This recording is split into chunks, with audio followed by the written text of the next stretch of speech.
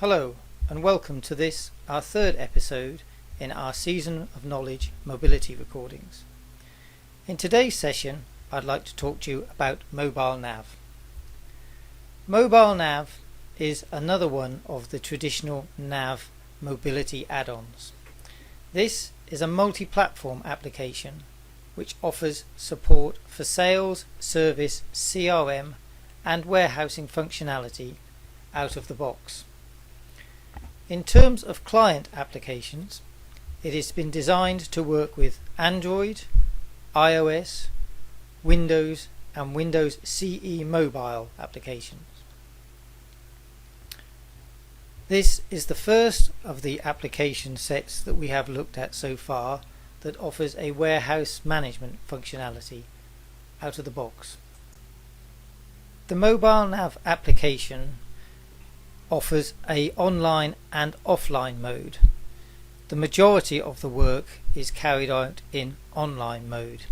When switched to offline mode, as we will see later in the video, there is a small subset of functionality available which is primarily sales order, sales processing based. The application comes with its own design and development type toolkit and configuration settings within NAV, where IT power users can create new functionality and deploy it. In terms of architecture, the diagram shows how the application communicates with Dynamics NAV. The application, whether it be an iOS, Android or Windows application, talks to Dynamics web services. The web services are then used to deploy pages to the application. As the application runs, it calls these web services for updating and adding data. As this is primarily an online application, these web services need to be available at all times. There is no real caching functionality within the client. It should be noticed that if you are using this application outside your normal firewall, you will need to expose these additional ports to your clients. These are not the standard web port 80 and 443 traffic as you would normally expect, but the NAV web services 7047. In terms of logins, the users that access the system are NAV domain users. So when they log in, they will be expected to provide their username and domain password. We do not use in this instance separated users or abstracted users held in a separate table. The design of the application is carried out entirely in NAV, where pages are published as web services.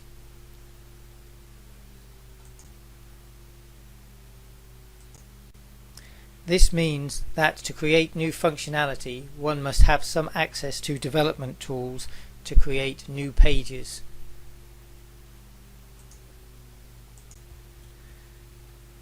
I would like now to show you some of the features of the application.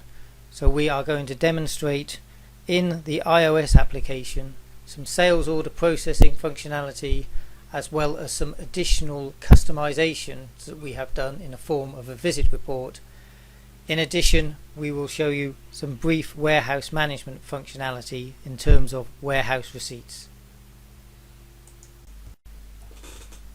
Before we start the demonstration, I would just like to show you the two clients running on different devices. On the left hand side we have an iPad running iOS. As you can see, there's a menu structure down the left hand side, and on the right we have an Android device running the same application. The look and feel of both applications are very similar. The behavior is the same in both applications. For this demonstration, I'm going to continue using the iOS application only. As with the other applications that we've been looking at, the MobileNAV application is a native application, so takes into account the capabilities of the client. This means that where there is, for example, a email link or a web page link or a map link, the client can be used to display information related to that link. For example, hit an email link to fire an email using the local client application. The application uses domain users to log on. When they log on, they are supplied a menu down the left hand side, which is controllable by a setup in NAV related to their user, their permission, their role, and some menu categories that they have access to. This allows you to develop applications with a granular level of control. The application, as mentioned, works primarily online. If I was to log out of here, you would see that this menu is greatly reduced down to almost a sales only menu. Here we have some standard menus, and in addition we have a custom menu that we have created and added, and we will look at later. In this next example, I will be looking at sales order management.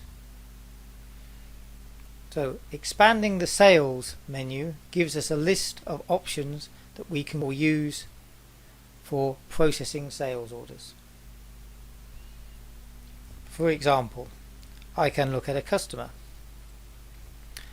As I select a customer, I have an option here to either filter data or to supply a whole list of data that is displayed in a database.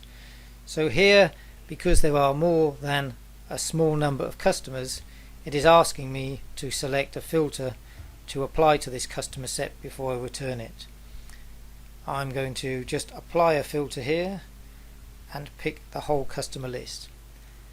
At this moment, MobileNAV has queried the web services to get a list of customers from the database. As you can see, I have a scrollable list here, and the definition of this list is maintained in the database. If I wish to add more information to this list, I could pick the required form from NAV and add some more information, which would appear here. As you can see down the bottom of the screen, there is a menu touch bar area with various functions.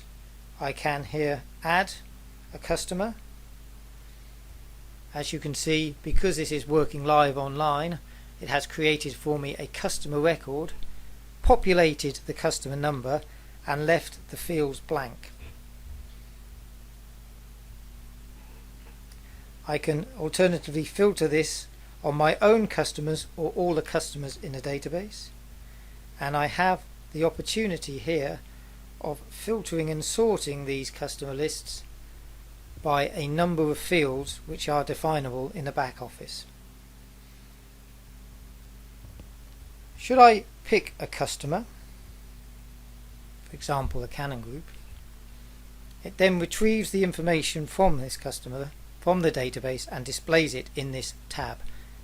On the device, because there is more real estate than on a phone, I get an additional tab and it moves to the left to display this data.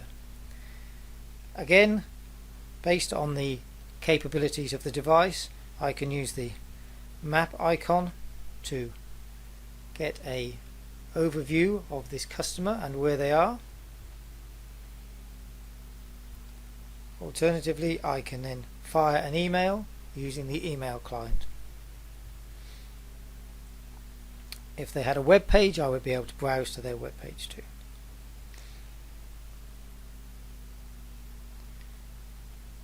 In the bottom of this screen there is a arrow which denotes an additional menu. From this menu I can select a number of items. I can look for documents related to this customer, or I can look at the statistics, and if I wish to, I can tailor the fields that I see on this page that relate to me.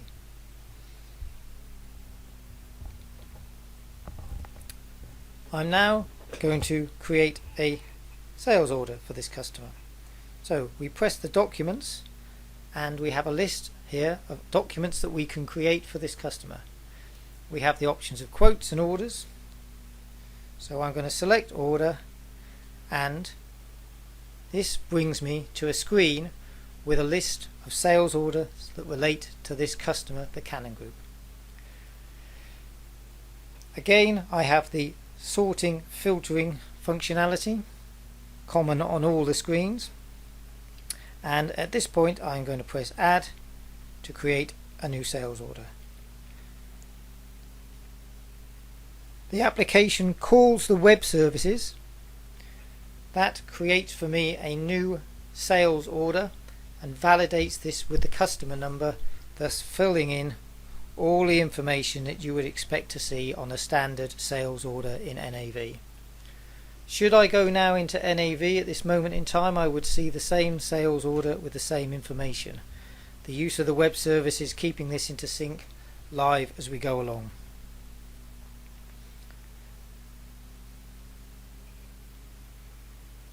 Drilling down on fields allows us to change information. I'm now going to add a line to the order, so I press the lines button, and again I have the option to scan a barcode to add a line, or press add, and I'm creating a new line. So here is my new line in the database. I'm going to pick a number. What's happening here is as I picked a number, it's asking me again, based on the filtering requirements and the setup of the page, whether I should just get a list of items or whether I should have to filter it. I'm just going to press apply with no filters and get a whole list. Again, I can scroll through this list, and I'm going to pick this touring bike. As you'll notice, the little tick box appears, and then I can OK it. That's now being sent back to the database, and as you can see, the information on the sales line has been updated. If I want to change the quantity, I can edit the number directly, or I can press the plus and minus figures. You will notice as I'm going along that there is an update completed message which appears in the box. That denotes to me that this has been successfully sent back to NAV to update the sales order. Should there be item tracking lines, I can add those to the order from this point in time. Should I wish to add another line item, I press the plus again. I'm now asked again for the item number. I could scan in an item. I'm just going to randomly pick another item from the bikes line. Right, in this case you'll have a new front wheel, and I will have one of those. And as we go along, we're now building this order up live as we go through. Hitting the cross at the top right hand corner will collapse each panel, and I will now go back to the order for this customer and then back to the customer. So that's a very simple way of creating a sales order for a customer, starting with a customer. There are other options for getting to look at items. I can pick the item catalog, and then within the item catalog I can pick a particular subsection, and then the information about those products, including the imagery, can be downloaded to the application where I can see them.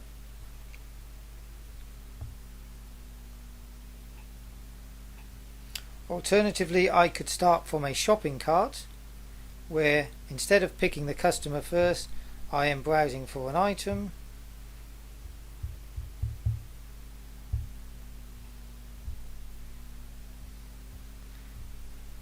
So here I have an order with no customer attached locally on my system, and then I can add a customer to that should I wish by selecting the finish cart operation.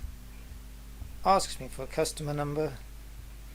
I'm just going to use our friends, the Canon Group.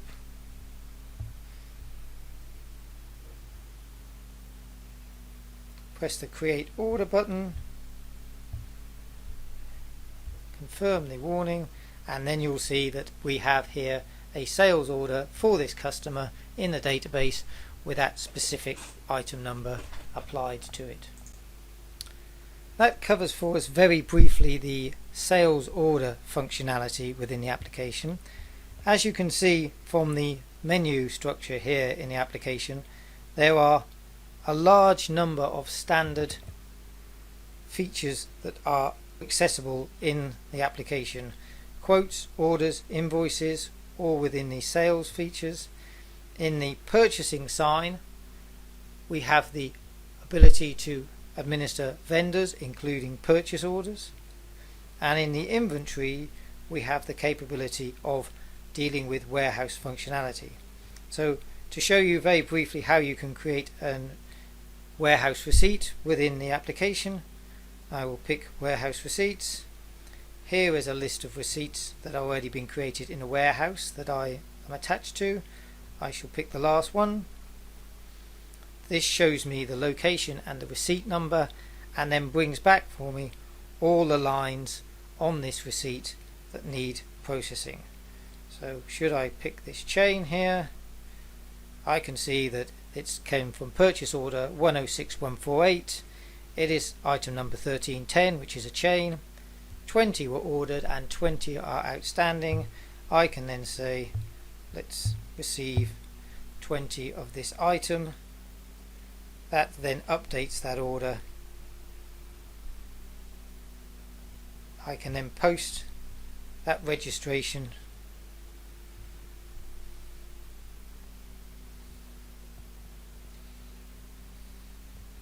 and this is then posting the order within NAV, updating the warehouse receipt, updating the purchase order. As you'll notice, the functionality for dealing with almost any document is identical. You're selecting the header, you're selecting the lines, you're then administering the lines as you go along. From the list here you can see there are various warehouse functions out of the box: receipts, putaways, picks, shipments, movements, transfer orders, all supported. There are a number of other features in here we could look at. Finance shows you shipment and invoices, credit memos and receipts. Services allows you to administer service orders, service items and look at your service tasks. Manufacturing allows you to create consumption journals and output journals. And there is a small section on jobs where you can do job admin.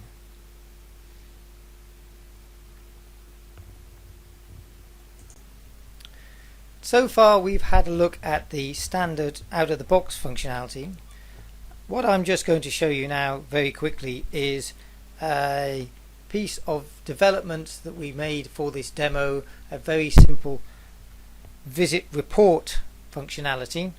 To do this, we have created, using our development tools in NAV, a very simple table with a small number of fields on it, called a visit report. The idea being that should a sales representative go to a customer and wanted to very briefly put a message or an update after that visit, they could do it from within this application using a new table we have added to the system after it has been implemented.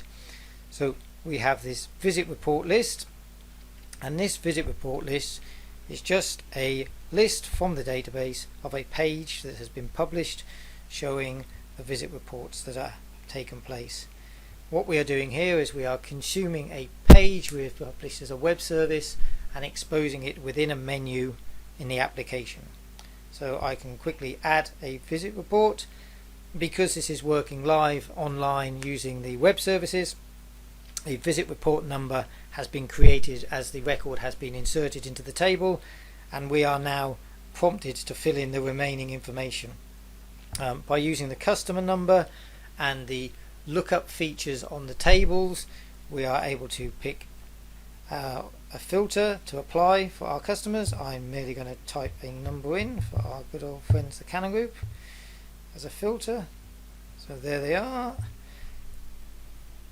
As we populate that, you'll notice the customer name has been updated. It's now asking me for a date. A date picker has been provided, so we'll say it was today's date.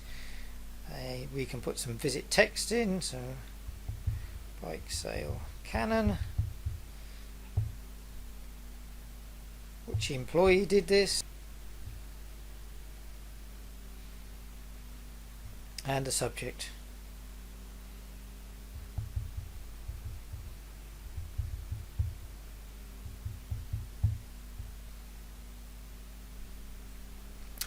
As we are entering the data, because this is populating it, it's now live and updated in the database.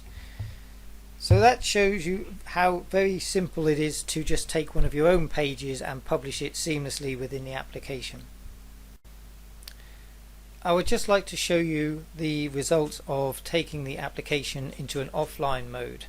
What we have done here is logged out and logged back in offline, and as you can see, there is less menu available at this moment, but there is still the capability to do customers' sales quotes and sales orders, along with item information and some service order capability. There is no warehouse management functionality available in the app as standard in offline mode. You will notice also that our custom list has now also disappeared. We could make that available in offline mode. I would now like to show you how the control and administration of MobileNAV is performed in the Dynamics NAV database. As with all the add-ins, we have a menu specified specifically for this, and this menu here has a very small amount of options on it. There we will just have a look at a couple of them as we go along. So here we're going to look at the configuration. This configuration is essentially the heart of the MobileNAV control and administration. This configuration settings is where we control and administer which web services we have published are subsequently published to MobileNAV as consumable data sources. So here, for example, we have the visit report list that we looked at earlier, and if I go into the edit mode of this screen, you can see a number of things. We have an object ID of 50,010. What we have done is, in our object designer, we have created a visit report table and page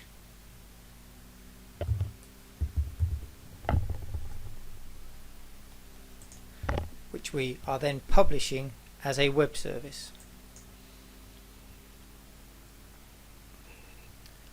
When we decide to publish this web services as a MobileNAV element, we have a number of options.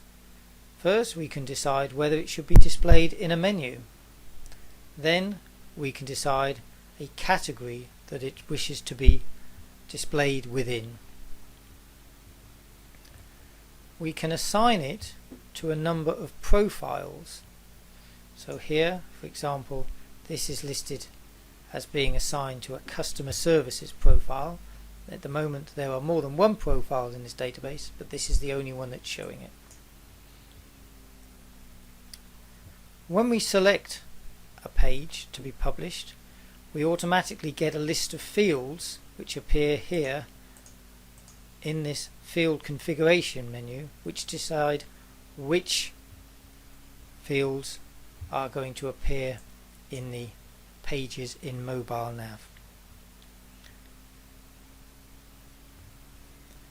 We can define what the format of that page looks like. So we have two lines here, a first line and a second line, and we can specify that here that we actually have specified a caption called visit report number, and then populated it with the value of the visit report number field. And here again, for the second line, we decided we would use the customer number and the customer number value to appear in that field.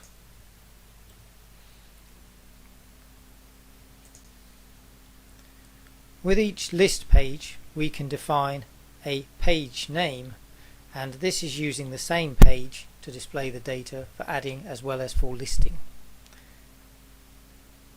In the behavior section here, we can define for the web services whether the user or whether this page can be used for inserts, updates, whether it should display a filter when it is automatically loaded, and whether it should auto refresh the data within it when the page loads.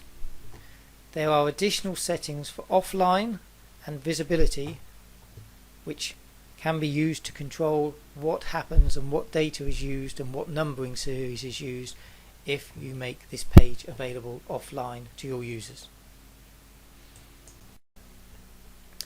Next, we are going to have a look at user setup and configuration. In the administration menu, there is the option for users. Here you are configuring what users have access to the database and their defaults when they log in. For example, here this user is allowed to connect to the database. Notice that it is a domain user we are adding here, which location code they are being assigned as default, which profiles they are using. So for example, this person here has access to 10 predefined profiles when they log in.